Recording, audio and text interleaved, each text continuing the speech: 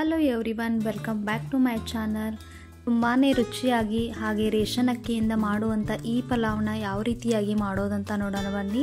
ಇಲ್ಲಿ ಮಸಾಲೆಗಾಗಿ ಒಂದು 4 ಏಲಕ್ಕಿ, 10 ಚಕ್ಕೆ, ಒಂದು 15ರಿಂದ 20 ಲವಂಗನ ತಗೊಂಡು ಚೆನ್ನಾಗಿ ಹುರಿದು ಪೌಡ್ರ್ ಮಾಡ್ಕೊಂಡಿದ್ದೀನಿ.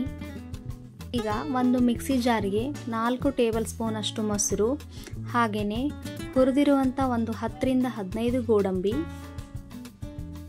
2 ಸ್ಪೂನ್ ಅಷ್ಟು ಅಚ್ಚ ಖಾರದ ಪುಡಿ ಹಾಗೆ ಕೊತ್ತಂಬರಿ ಸೊಪ್ಪನ್ನು ಹಾಕಿ ಚೆನ್ನಾಗಿ ರುಬ್ಬಿ ಪೇಸ್ಟ್ ಮಾಡಿಕೊಳ್ಳಬೇಕು.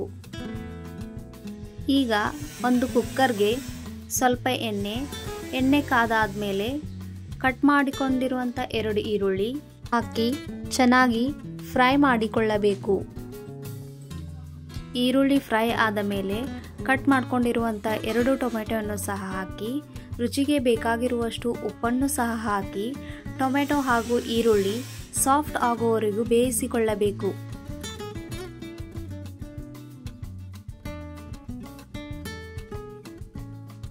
ಈಗ 1 ಟೇಬಲ್ ಸ್ಪೂನ್ ಅಷ್ಟು ಜಿಂಜರ್ ಗಾರ್ಲಿಕ್ ಪೇಸ್ಟನ್ನು ಸಹ ಹಾಕಿ ಚೆನ್ನಾಗಿ ಒಂದು ಮಿಕ್ಸ್ ಕೊಟ್ಟು ಇದಕ್ಕೆ ಇವಾಗ ರುಬ್ಬಿಟ್ಟಿರುವಂಥ ಎಲ್ಲ ಮಸಾಲೆಗಳನ್ನು ಸಹ ಹಾಕಿ ಚೆನ್ನಾಗಿ ಫ್ರೈ ಮಾಡಿಕೊಳ್ಳಬೇಕು. ಇದು ಎಣ್ಣೆ ಬಿಟ್ಕೊಳ್ಳುವವರೆಗೂ ಸಹ ಫ್ರೈ ಮಾಡಿಕೊಳ್ಳಬೇಕು.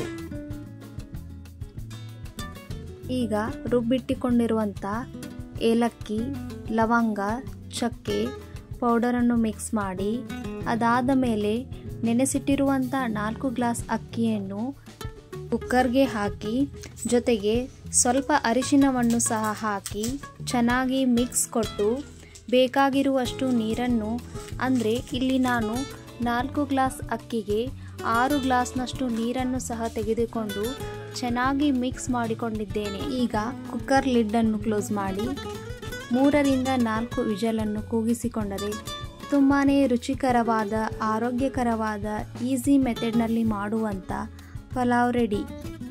ನಾವು ಮಾಡುವಂಥ ಈ ರೆಸಿಪಿ ನಿಮಗಿಷ್ಟ ಆದಲ್ಲಿ ದಯವಿಟ್ಟು ಒಂದು ಲೈಕ್ ಕೊಡಿ, ಹಾಗೆ ನಮ್ಮ ಚಾನಲನ್ನು ಮರೆಯದೆ ಸಬ್ಸ್ಕ್ರೈಬ್ ಮಾಡಿ.